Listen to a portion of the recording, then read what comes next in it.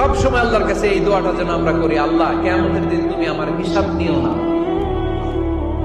আল্লাহ তুমি আমার বিচার বসিও না, আল্লাহ তুমি দয়া করে আমারে মাফ করে দিও।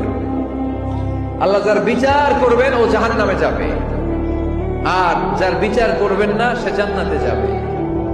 আল্লাহ যদি বিচার করে আর পাই টু পাই হিসাব নেয়, নামাজ পড়লি না কেন, রোজা রাখলি না কেন, মিথ্যা বললি কেন, খাদ্যে ভেজাল দিলি কেন, মাছে ফরমালিন দিলি কেন, যৌতুক খাইলি কেন, ঘুষ খাইলি কেন, উল্টাপাল্টা করলি কেন, জিনা করলি কেন, একটার পর একটা প্রশ্ন বানে যদি সেই ভয়ঙ্কর দিনে আল্লাহ আমাদেরকে জর্জরিত করে, আমাদের কোন উত্তর আছে?